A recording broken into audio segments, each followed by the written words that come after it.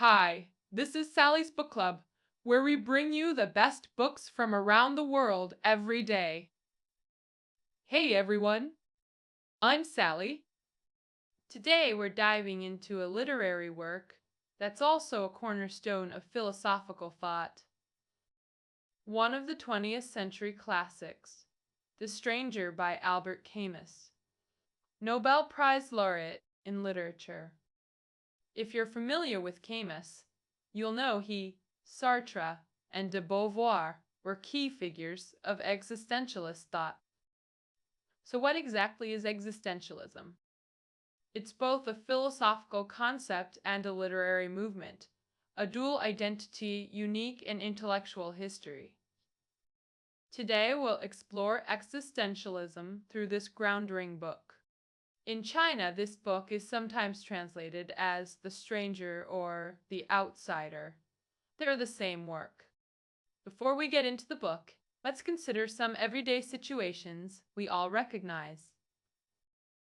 Remember when Paris had that terrorist attack 2 years ago? A celebrity got bashed online for posting baby photos right after. People attacked them, saying, "How dare you share happy moments when others are dying?" This is textbook moral coercion, people judging others from self-righteous high ground. They act like not following the crowd makes you immoral or cold-hearted. This kind of social pressure exists everywhere, just usually more subtle. Like during meetings when someone's giving a speech. If they're just spouting empty corporate jargon or cliches, and everyone starts clapping, do you ever wonder why you're clapping too? If you think it's nonsense, is it okay not to applaud in that situation? Or when everyone's crying during a tragedy, but you don't shed tears? Is it okay if you genuinely don't feel sad? Or don't need tears to express grief? When encountering beggars, do we need to justify refusal by claiming they're all scammers? Regardless of the beggar's authenticity, can we simply say, "I just don't want to give money"? When moral high ground gets hijacked, what's truly compromised is our lives and mutual respect. Do we have the right not to grieve? Like that celebrity. Do we have freedom to focus on our immediate lives? If you've had similar experiences, you'll find resonance with the protagonist of The Stranger. Let's first focus on the literary aspects before discussing existential philosophy. This work prioritizes story and characters over philosophical concepts. Camus's 1957 Nobel citation reads, "For illuminating the problems of human conscience through clear-sighted and passionate writings." Two phrases deserve special attention here. Our time and clear-sighted and passionate. Why emphasize these? What does our time specifically refer to? The post-war era. Post-WWII intellectuals found existentialism answered their spiritual confusion and pain. As scholar Newton noted, existentialism is both mass philosophy and minutial philosophy. Now, let's explore, clear-sighted and passionate, through the stranger's narrative. The novel initially presents emotional detachment. Protagonist Meursault's alienation feels surreal. Remarkably, the first-person narration achieves greater objectivity than third-person could. Camus crafts an utterly detached protagonist through menaced, dispassionate narration. The ultimate outsider, indifferent to everything. The novel's opening hits like a hammer. Mother died today, or maybe yesterday. I don't know. The nursing home's telegram offers no clarity. This unsettling calm about maternal death immediately establishes the story's emotional chill. Merceau's numbness regarding his mother's passing creates visceral discomfort that lingers till the final page. Camus's writing genius lies in sustaining this oppressive atmosphere throughout the narrative. Any aspiring writer would despair at achieving such masterful characterization in mere opening paragraphs. The debut chapter perfectly crystallizes both narrative style and protagonist psychology. This emotional detachment permeates every aspect of Meursault's existence. When his neighbor, a local troublemaker, requests help writing an insulting letter to a mistress, Meursault complies indifferently, then dismisses the man's declaration of brotherhood. Friendship means nothing to me. He humors the neighbor's enthusiasm without personal investment. Set in colonial Algiers, now Algeria's capital, Meursault receives a Paris transfer from his employer. He accepts indifferently. Life's the same everywhere. This philosophical resignation angers his boss. When criticized for lacking ambition, Meursault genuinely sees no value in such ideals. His girlfriend's marriage proposal receives the same apathy. Love means nothing, marriage changes nothing. If she wants to marry, then let's do it. She asked, "Why marry me if you don't love me?" Meursault replied, "That's not the point. If marriage makes you happy, why not? Does it really matter?" How does this apathetic outsider embody the Nobel Committee's clear-sighted passion? The novel begins with Meursault's mother's death. During the funeral procession under perfect weather, he thinks, "This would make great hiking weather, if not for mother's death." After the burial, exhausted from overnight vigil, he simply wants sleep. Next day, he swims, meets an old flame, and naturally ends up in bed with her. Is this indifference or passionate living? Why appreciate good weather during mother's funeral? Shouldn't he be grieving? Why sleep and date immediately after? Shouldn't he be devastated? Aren't we becoming the moral judges we criticize by thinking this way? Without the funeral context, these acts would seem like normal zest for life. Does maternal death fundamentally change what's permissible? Must tears equal love? Must prolonged grief be mandatory? Can't one feel sunlight's warmth after all-night vigil? Must every moment be performative mourning? This passionate engagement refers to Meursault's authentic embrace of present experiences. Camus' humanistic concern manifested through his protagonist. Meursault's calmness about his mother's death isn't indifference. Tears change nothing for the deceased. The opening mind's use of mom rather than mother carries crucial emotional weight. Sartre observed, this affectionate, almost childish address reveals hidden warmth. This isn't numbness, but brutal authenticity, truths we normally hide beneath social conventions. Meursault stands as one of 20th century literature's most iconic figures. His constant whatever works attitude applies equally to friendships, marriage, and career. Paris transfer makes no difference. Life's the same everywhere to him. The story's turning point comes during a beach altercation with his neighbor's enemy. Blinded by sun glare and knife reflections, Meursault fires fatally in heat-induced confusion.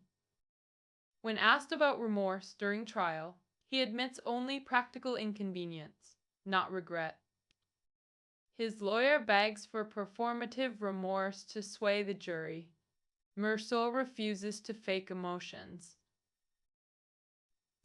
"I've never truly regretted anything," he explains, with unsettling honesty. "My focus stays on the immediate. Today or tomorrow, the past holds nothing." This existential detachment makes Meursault society's ultimate outsider. This profound alienation makes Meursault the ultimate outsider, the core sensation permeating the entire work.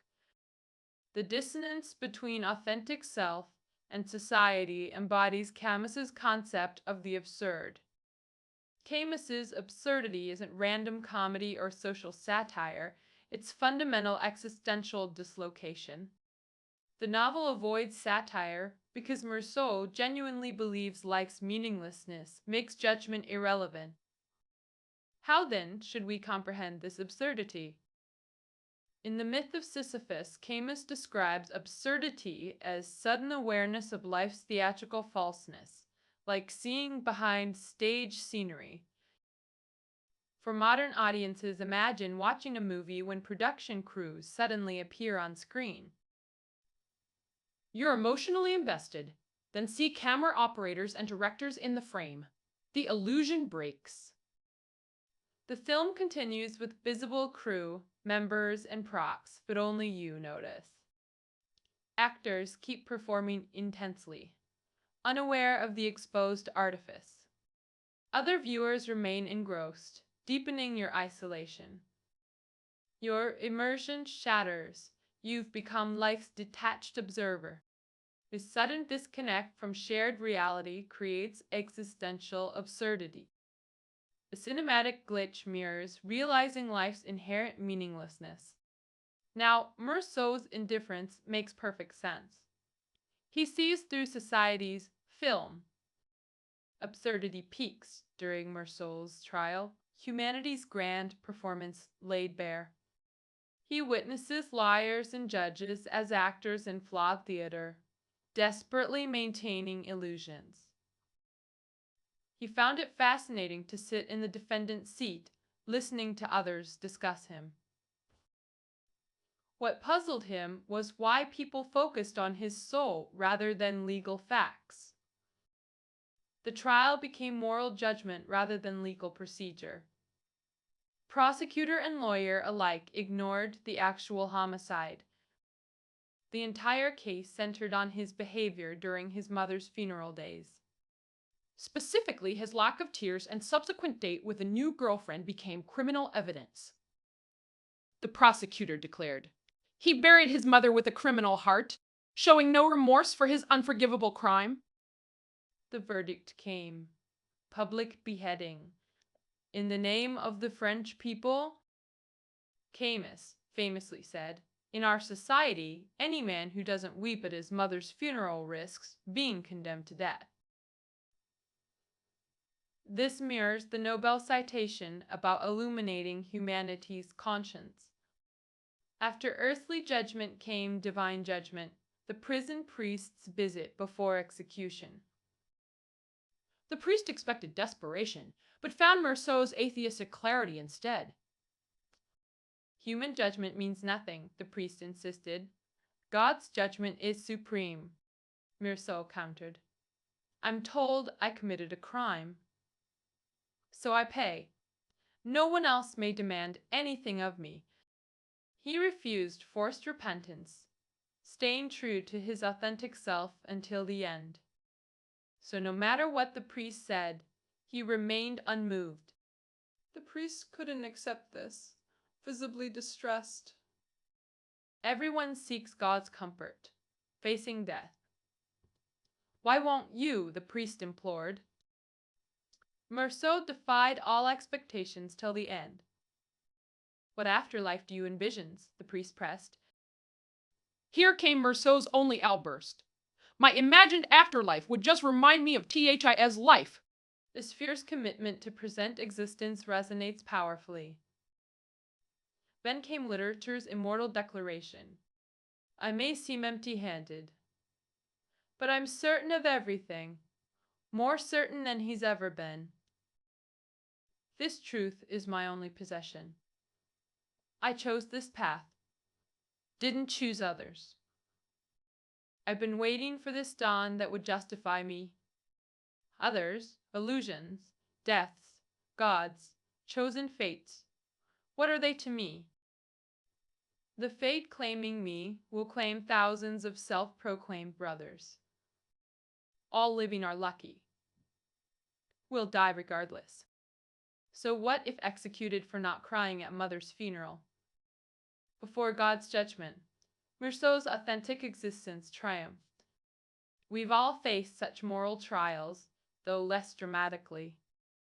Remember writing self-criticism, essays in school? We've all been there. I used to think, if you think I'm wrong, just punish me. Why force these repentance letters? Why demand performative remorse? Why enforce deep understanding of alleged mistakes? Our past choices, right or wrong, made us who we are. Why regret? My edition's cover states, I know I have no place in this world, but what gives you the right to judge my soul? Now let's examine why this is considered an existentialist masterpiece. Sartre systematized existentialism, but Camus laid its literary foundation. Traditional philosophy asked what is human nature. Aristotle discussed curiosity. Confucius debated innate goodness. Existentialists reject fixed human essence. We create ourselves through existence. Sartre's core thesis: existence precedes essence. 3. Existential pillars. 1. Existence before essence. 2. Radical freedom. 3. Absurd suffering. Your essence isn't predetermined. You exist first, then define yourself through choices.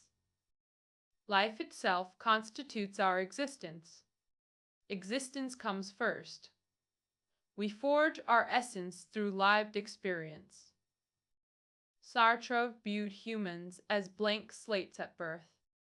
We author our own essence through choices. How then do we create this essence? Through existentialism's second tenet, radical freedom of choice. This freedom isn't limitless, but requires responsible decision-making within life's constraints. Existentialism rejects inherent traits. No predetermined should or shouldn't in human nature. Now to the third pillar, life's inherent absurdity and suffering. How to comprehend this? In Greek myth, Sisyphus defied gods, condemned to eternally roll a boulder uphill.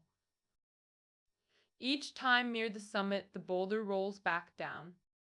His existence becomes endless, futile repetition. Thus Sisyphus's life seems meaningless.